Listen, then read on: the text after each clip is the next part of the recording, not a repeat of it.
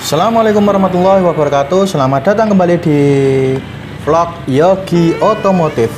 Kali ini kita dapat pasien untuk mengganti shock breaker double jadi monoshock. Nah, ini kita monoshocknya pasang dulu untuk fitting.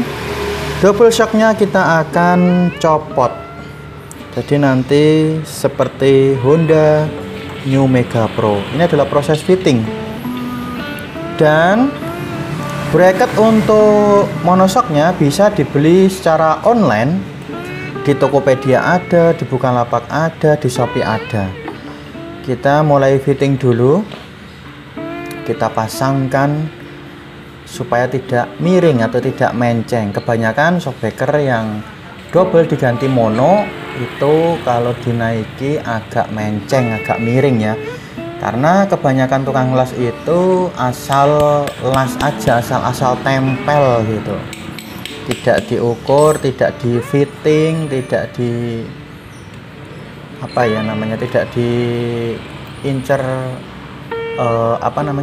ribunnya, asalkan dapat job atau orderan tinggal tempel kemudian dilas beres. Tapi kita fitting benar-benar untuk menentukan titik tengahnya supaya tidak miring-miring, tidak beliat-beliut istilahnya. Kalau dinaiki itu tidak goyang geol-geol gitu. Biasanya penyakit dari mono yang garapan sendiri bukan bawaan pabrik itu geol-geol gitu. Nah, ini sudah mulai menaikkan shock breakernya. Kita fitting dulu. Jadi antara sumpitnya dan rangka tengah punggung dudukan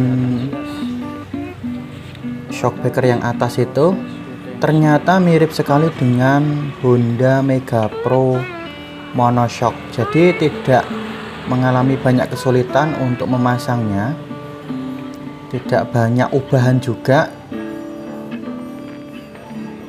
tidak banyak juga memakan atau memotong tempat-tempat seperti filter udara. Jadi nanti filter udaranya masih bisa tetap terpasang seperti Honda New Mega Pro. Kita paskan dulu supaya center duduk di tengah. Dan supaya ribonnya tidak beliat-beliut. Apa sih istilahnya beliat-beliut? Geol-geol ya. Jadi kalau ribon itu kalau pas skoknya turun naik itu tidak geol-geol. Untuk nikung-nikung juga tidak membahayakan si pengendaranya juga. Kita fitting ya. Jika dirasa sudah lurus, mari kita tutul las dulu supaya tidak bergeser hasil fittingan tadi. Kita kunci dulu dengan las, jangan dilas semua ya, kita kunci dulu supaya tidak bergeser kanan kirinya. Nah, ini proses pengelasan untuk mengunci dudukan shock breaker. Kemudian kita lepas shock breakernya. Setelah kita lepas, kita rapikan kuncian tadi. Jadi kita las secara menyeluruh ya, dilas dari atas sampai bawah. Dan jangan lupa tangkinya diganjel. Kenapa harus diganjel? Supaya tidak terpercik api las-lasan. Kalau terpercik nanti jadi terbakar dong. Jadi setelah posisinya pasti, kita las semua. Nah, ini proses pengelasan untuk shock breaker bawah dulu. Untuk dudukan shock breaker bawah kita las dulu. Kita las merata. Mengeliling ya supaya tidak mudah patah dan supaya tidak ada air yang terperangkap antara dudukan shock breaker dan sumpitnya. Sehingga kita harus menutup seluruh lubang-lubang antara sumpit dengan dudukan shock breaker. Jadi tutup semua ini. Ini kita las semuanya dari samping kanan bawah, kemudian samping kiri, kemudian atas, diketok supaya dudukannya menempel erat dengan punggung rangka motor.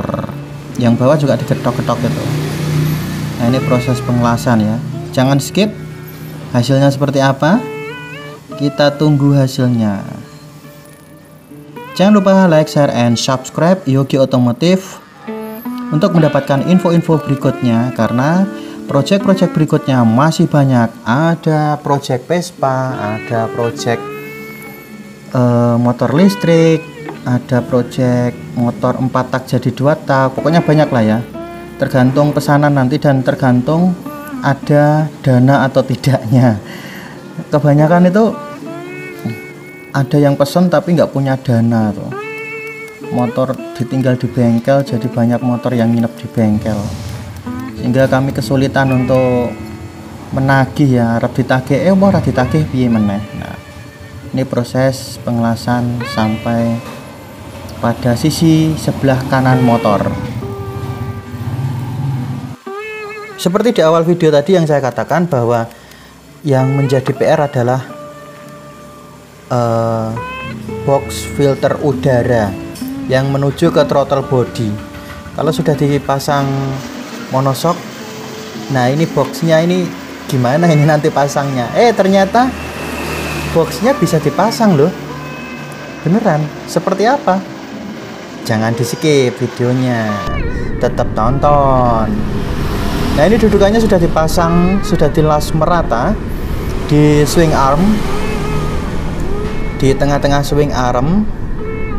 Nah, ini las-lasannya lumayan rapi sekali, lumayan kenceng.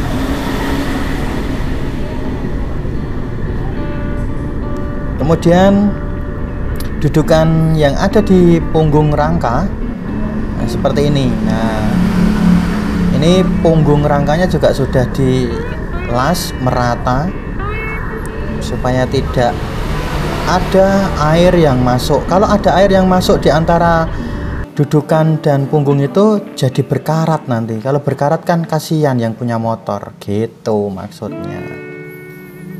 Nah, ini sudah dipasang shock breaker tengahnya. Wow, mantap. Sudah seperti Honda New Mega Pro.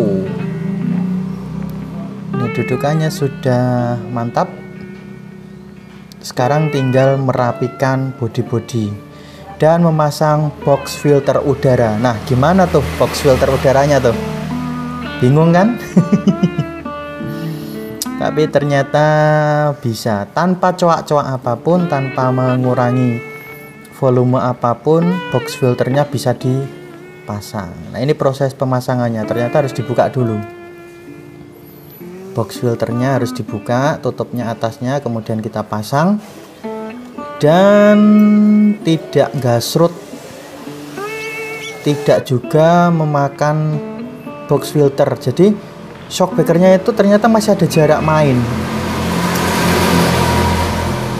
Kalau di Ribbon atau kalau dinaiki itu tidak menempel di box filternya, beneran tidak menempel. Jadi ini semacam Honda New Mega Pro yang di double shock kemudian dikembalikan ke habitatnya menjadi monoshock ini.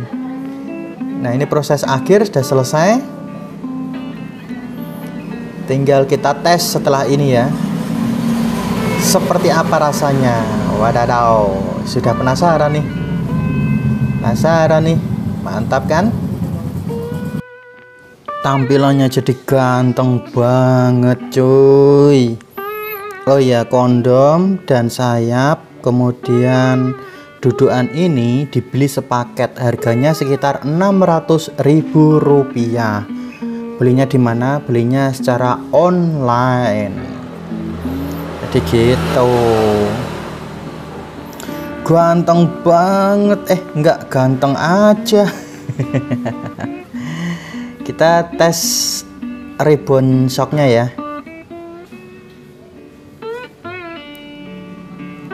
Nah, ternyata ribbonnya di setel paling keras.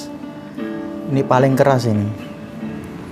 Terus tampilannya juga makin ini ya, makin nukik ke atas, makin jentit ya, makin apa namanya, makin sporty lah, dengan setelan stang yang agak nunduk.